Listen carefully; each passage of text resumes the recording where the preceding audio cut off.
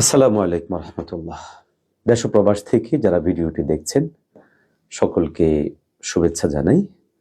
কথা বলবো চলমান রাজনৈতিক সংকট নিয়ে, ৮ দলের মাঝে সৃষ্ট সংকট নিয়ে।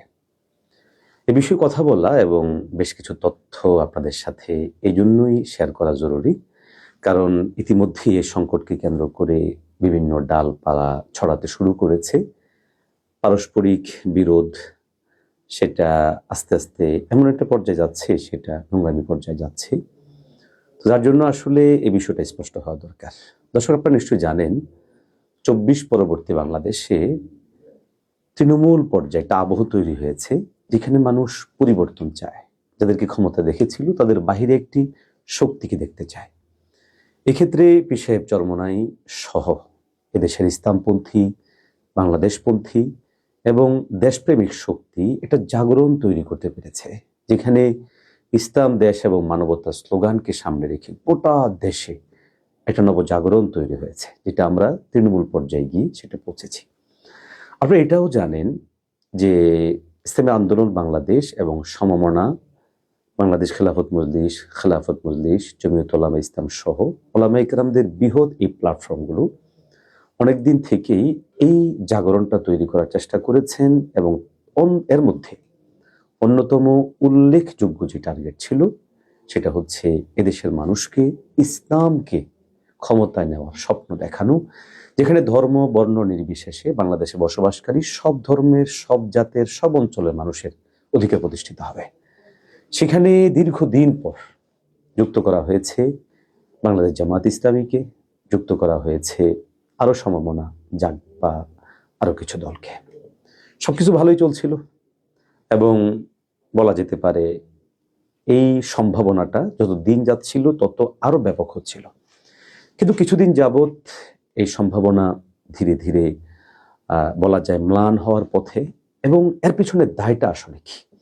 আমরা অনেকেই এটাকে আসন ভাগাভাগির ব্যাপার হিসেবে চিহ্নিত করে আমরা কেউ এক দলকে দায়ী করছি, কেউ আরেক দলকে দায়ী করছি। আসলে কি তাই? আমি স্পষ্ট করেই গত কয়েকদিন আগে স্ট্যাটাসে বলেছিলাম এবং গতকালকে বলেছিলাম যে আসলে বিশ্বাস এবং আস্থা দুটো জিনিস খুবই দামি এবং খুবই গুরুত্বপূর্ণ জিনিস। দেখুন, ৮ দলের মাঝে ইসলাম, দেশ এবং মানবতাকে সামনে রেখে যেই পথ চলা শুরু হয়েছে, এটা কিন্তু আস্থা এবং বিশ্বাসকে কেন্দ্র করে, এবং এই আস্থা এবং বিশ্বাস যতদিন পর্যন্ত টিকে থাকবে এই সম্ভাবনা তত বেশি পরিমাণ বাড়বে। আস্থা এবং বিশ্বাসের জন্য দরকার পারস্পরিক বোঝাপড়া, পারস্পরিক পরামর্শ। যে কোনো কাজের ক্ষেত্রে পারস্পরিক অবশ্যই বোঝাপড়াটা জরুরি। এটা না হলেই বিপদ তৈরি হবে, যেমনটা এখন ঘটেছে। আমি স্পষ্ট করে বলেছি, এখনো বলছি এবং নিশ্চিত করে বলছি যে চলমান সংকটটা নিছক আসন সংখ্যা নিয়ে নয়, বরং চলমান সংখ্যাটা আরেকটু গভীরে। এক্ষেত্রে আমি বিগত কিছুদিন আগেও ছোট্ট একটু স্ট্যাটাসে লিখেছিলাম যে আজকের সংকট তৈরির পেছনে বড় কারণ হচ্ছে কালক্ষেপণ, সময় ক্ষেপণ। আমি এক্ষেত্রে এককভাবে কারো দায় দিব না, সময় বলে দিবে যে কাদের কারণে এই সময় ক্ষেপণটা হয়েছে। এখন যেটা হচ্ছে যে ইসলামী আন্দোলন বাংলাদেশ এবং জামাত ইসলামী, বা ইসলামী আন্দোলন বাংলাদেশ এবং সমমনা দল জামাত ইসলামী, এদের পারস্পরিক যেই দূরত্ব, দ্বিমত, এটা তৈরি হওয়া, এর পিছনে আমি স্পেসিফিক, আপনারা জানেন যে আমি ইসলামী আন্দোলন বাংলাদেশের কেন্দ্রীয় আমেলার সদস্য, এবং আমি কুমিল্লা জেলা দক্ষিণের সভাপতি হিসেবে দায়িত্ব পালন করছি এবং নিজেও একজন প্রার্থী। এই সুবাদে খুব ভিতরের খবরগুলো আমার বেশ ভালো জানা আছে। দেখুন, আমি খুব লম্বা কথা না বলে আমি স্পেসিফিক কয়েকটা জিনিস আপনাদেরকে আমি স্পষ্ট করার চেষ্টা করব। ইতিমধ্যেই আপনারা আমাদের ইসলামী ছাত্র আন্দোলনের সাবেক সভাপতি শরীফুল ইসলাম রিয়াদের একটি স্ট্যাটাস দেখেছেন, যেখানে কিছু বিষয় ফুটে উঠেছে। আমি আরেকটু কিছু বিষয় এখানে স্পষ্ট করার চেষ্টা করছি। দেখুন, সমঝোতা যখন হয়েছে, সমঝোতার আলাপ যখন হয়েছে, এটাকে কেন্দ্র করে দেশে বিভিন্ন প্রোগ্রাম হয়েছে, প্রায় সমস্ত প্রোগ্রামগুলো কিন্তু পরামর্শ ভিত্তিক হয়েছে। এমনকি বিভাগীয় সমাবেশগুলোতে কে সভাপতিত্ব করবেন, কে প্রধান অতিথি হবেন, এই ধরনের বিষয়গুলো কিন্তু সেখানে পরামর্শ ভিত্তিক হয়েছে। কিন্তু আশ্চর্য বিষয় হচ্ছে এনসিপির মতো একটি গুরুত্বপূর্ণ দল এখানে যুক্ত হবে, এবি পার্টির মতো একটি দল এখানে যুক্ত হবে, এলডিপির মতো একটি দল যুক্ত হবে, বাংলাদেশ জামাত ইসলামী ব্যতীত ইসলামী আন্দোলন সহ বাকি আর কোনো দল সেটা জানলো না মূলত আস্থা এবং সংকট এবং দূরত্ব তৈরি সূচনাটা এদিক থেকেই তৈরি হয়েছিল। দেখুন, যেখানে একটা সমাবেশ করা, মিছিল করাটা পরামর্শ ভিত্তিক হচ্ছে, সেখানে এনসিপি, এলডিপি এবং এবি পার্টির মতো দলগুলোকে সংযুক্ত করা হচ্ছে, কিন্তু পরামর্শবিহীন। দ্বিতীয়ত, ইসলামী আন্দোলন বাংলাদেশ এবং সমমনা বাংলাদেশ খেলাফত মজলিস সহ আরো দলগুলোর সাথে এখনো পর্যন্ত সমঝোতা চূড়ান্ত নয়, কিন্তু আমরা দেখছি এনসিপি, এবি পার্টি এদের সাথে সমঝোতা চূড়ান্ত হয়ে গেল। আমরা দেখছি বাংলাদেশ খেলাফত মজলিস কিংবা খেলাফত মজলিস অথবা ইসলামী আন্দোলন কারো আসনই এ পর্যন্ত ছাড়ার ব্যাপারে কোনো ডিসিশন আসছে না, অথচ বাকিদের সাথে ছেড়ে দেওয়ার জন্য ডিসিশন চলে আসছে। আমি আবারও বলছি, আস্থা এবং বিশ্বাস ছুটে যাওয়া, অনাস্থা এবং অবিশ্বাস তৈরি হওয়া, এগুলো কাজ করেছে। আরেকটা পয়েন্ট আপনাদেরকে বলি, আমি যেহেতু আবারও বলছি, আমি ইসলামী আন্দোলন বাংলাদেশের কেন্দ্রীয় কমিটির সদস্য এবং আমি একজন প্রার্থী। একজন প্রার্থীর জন্য জরুরি তিনি নমিনেশন পত্র সংগ্রহ করতে হবে, মনোনয়ন পত্র নিতে হবে দল থেকে, রাষ্ট্র থেকে। কিন্তু আমরা 15ই ডিসেম্বরের আগ পর্যন্ত জানতামই না যে জোটভুক্ত দলগুলো মনোনয়ন পত্র নেবে। আমি আপনাদেরকে একটি স্ট্যাটাস এখানে দেখাচ্ছি বাংলাদেশ জামাত ইসলামীর সেন্ট্রাল পেজ থেকে। হঠাৎ করেই তারা তাদের সেন্ট্রাল পেজের মধ্যে ঘোষণা দিল যে সম্প্রতি, এটি আমি আপনাদেরকে পড়ে শোনাচ্ছি, সম্প্রতি দেশব্যাপী ত্রয়োদশ জাতীয় সংসদ নির্বাচন মনোনয়ন ফরম বিতরণ শুরু হয়েছে। বাংলাদেশ জামাত ইসলামীর পক্ষ থেকে গত 15ই ডিসেম্বর সোমবার 6টি এবং আজ 17 ডিসেম্বর বুধবার 51টি সহ মোট 57টি মনোনয়ন ফরম সংগ্রহ করা হয়েছে।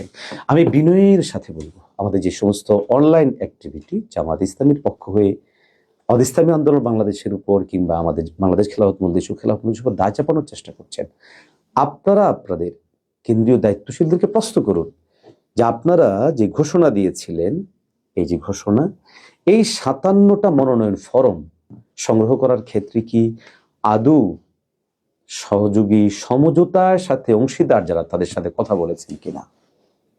অবশ্যই তারা বলেননি। সংকটের সূচনা, আস্থা উঠে যাওয়া, বিশ্বাস উঠে যাওয়ার সূচনাগুলো এবং বড় করে কিন্তু এগুলো কাজ করলো। যাক, এটার পরে ইসলামী আন্দোলন বাংলাদেশও ঘোষণা দিল যে আমরাও যেন মনোনয়ন ফরম সংগ্রহ করি, আমরাও করতে থাকলাম। তো কদিন পরেই দেখা গেল যে এখানে এনসিপির সাথে সিদ্ধান্ত হয়ে যাচ্ছে, অন্যদের সাথে সিদ্ধান্ত হয়েই যাচ্ছে, কিন্তু আমাদের সাথে হচ্ছে না। এবং সেটা আজ না হয় কাল, কাল না হয় পরশু, তখন না হয় আরেকক্ষণ, এভাবে করে বারবারই করা হয়েছে। আমি প্রশ্ন উঠাবো না, বাকি আস্থার সংকট এবং বিশ্বাসের জায়গা নড়বড়ে যেহেতু হয়, এই বিষয়টা বোঝানোর জন্য আরেকটা বিষয় আনার জন্য আমির জামাত সফর করলেন লন্ডনে। আমরা ঠিক জানি না তিনি কেন সফর করেছেন, আমরা সে প্রশ্ন উঠাতে চাই না, কিন্তু সমঝোতার সাথে অংশীদার দলগুলোর অবশ্যই সেখানে একটা সন্দেহ তৈরি করবে। রাজনৈতিক মহলে এটা একটা বোঝাপড়ার বিষয় থাকবে, তিনি কেন যাচ্ছেন।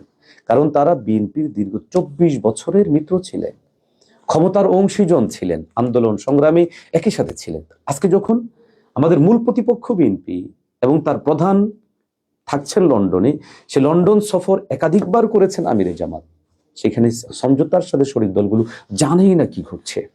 প্রিয় ভাইরা, আপনাদের বোঝা উচিত, আমি বারবার বলছি, এখানে আস্থা এবং বিশ্বাসের সংকট দেখা দিয়েছে। পীর সাহেব চরমোনাই কতটা রিস্ক নিয়ে বাংলাদেশ জামাত ইসলামীর মতো দলটির সাথে সম চিন্তার কাছাকাছি এসে সমঝোতার মতো সিদ্ধান্ত নিয়েছেন, আপনারা কোনোদিন কল্পনাও করতে পারবেন না। ইসলামী আন্দোলন বাংলাদেশকে তার দীর্ঘ যে সিদ্ধান্ত, সেখান থেকে সরে এসে মোহতারাম আমিরকে গোটা দেশ থেকে বিভিন্নভাবে চাপ প্রয়োগ করার পরেও তিনি বাংলাদেশ জামাত ইসলামীর মতো দল, যার গায়ে এখনো পর্যন্ত 71-এর দাগ লেগে আছে, এবং আপনারা জানেন যে দুদিন পর পর যখন 71 বিষয়টা আলোচনায় আসে তখন কোন পর্যায়ে পৌঁছে যায়। এবং সবচেয়ে বড় কথা হচ্ছে, ধর্মীয় অঙ্গনের যে সবচেয়ে বড় দাগ, তাদের প্রতিষ্ঠাতা মওদুদী সাহেবের, মরহুমের যে ভ্রান্তি বিচ্ছুতিগুলো, এগুলো সত্ত্বেও শুধুমাত্র ইসলাম, দেশ এবং মানবতাকে সামনে রেখে আমাদের মোহতারাম আমির চেষ্টা করেছিলেন এবং এখনো পর্যন্ত করছেন, যেন বাংলাদেশের পরিবর্তিত এই জায়গাটায় আমাদের দ্বিমত ভিন্নতাগুলো সত্ত্বেও কিছুটা কাছাকাছি আসা যায়। কিন্তু আপনারা যারা এই ইস্যুটাকে শুধুমাত্র আসনের কারণ দেখিয়ে ইসলামী আন্দোলনকে কেউ 30টা দিচ্ছেন, কেউ 40টা দিচ্ছেন, কেউ 10টার উপযুক্ত ভাবছেন, কেউ 50টার জন্য ভাবছেন, কেউ বা খোঁচা দিয়ে বলছেন ইসলামী আন্দোলন বাংলাদেশ যেন 200টারই উপযুক্ত প্রিয় ভাইদের সবাইকে বলবো, আমি একজন প্রার্থী, ইসলামী আন্দোলন বাংলাদেশ আমাদের সমস্ত প্রার্থীদের কাছ থেকে একরকম সাদা কাগজে সাইন নিয়েছে, কেন্দ্র যেটা সিদ্ধান্ত দিবে সেটাই যেন মানতে হয়। আমিও সেটার জন্য প্রস্তুত। আমি দীর্ঘ 6 মাস যাবত আমি আমার অঞ্চলে কাজ করছি। অবশ্য সেখানে কাজ করতে গিয়েও বেশ কিছু তিক্ত অভিজ্ঞতা হয়েছে। আমি একদম দেশব্যাপী আলোচক হিসেবে বিভিন্ন অঞ্চলেই যাই, কিন্তু আমি এবছর চেষ্টা করেছি ওই অঞ্চলে যাওয়ার জন্য। তৃণমূলের অনেক অভিজ্ঞতা আছে, আমরা শেয়ার করব। যদি কোনো একান্তই সমঝোতা ভেস্তে যায় তখন সেগুলো বলবো প্রয়োজন হলে।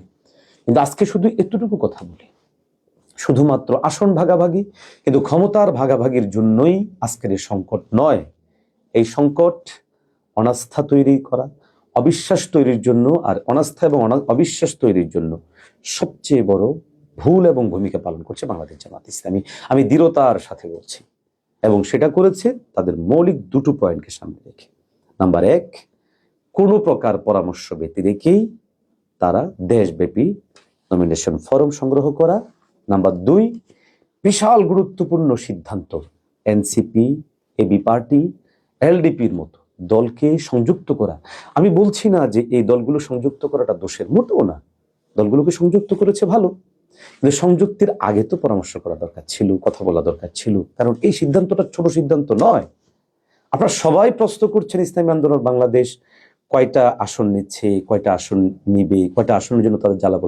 একবার ওকে প্রশ্ন করছেন বাংলাদেশ জামাত ইসলামের চাহিদা কতটুকু আসন।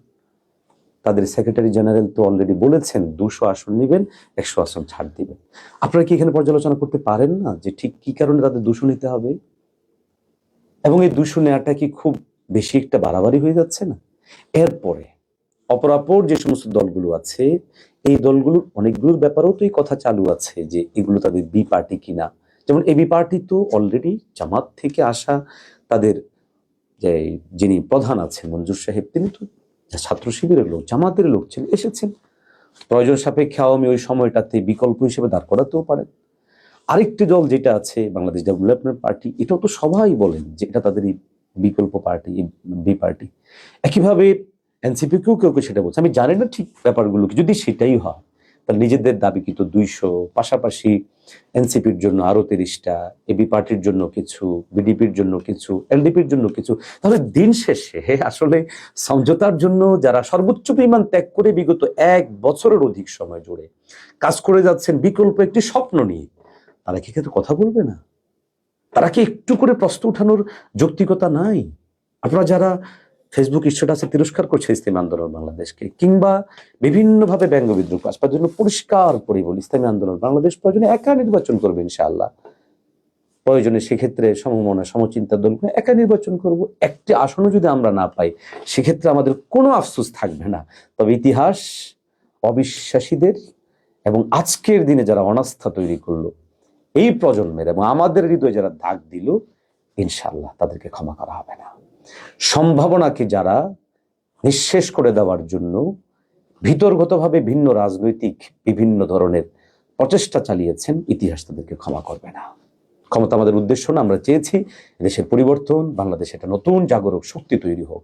সেটা না হওয়ার পিছনে যারা দায়ী, সময় সুযোগে আমরা কথা বলবো, এবং স্পেসিফিকলি বলবো যারা আজকে কথা বলছেন আপনাদেরকে সাথে নিয়েই প্রয়োজনে ডিবেট হবে, কথা হবে। ভালো থাকবেন, সবার প্রতি প্রত্যাশা রাখি, দোয়া করি সমঝোতাটা টিকে যাক, পরিবর্তিত বাংলাদেশে ভিন্ন কিছু ঘটুক, কিন্তু এই অনাস্থা এবং অবিশ্বাস তৈরির পেছনে তাদের ভূমিকা, তারাও এক্ষেত্রে প্রায়শ্চিত্ত দিক। সবাই ভালো থাকবেন। আসসালামু আলাইকুম রহমতুল্লাহ।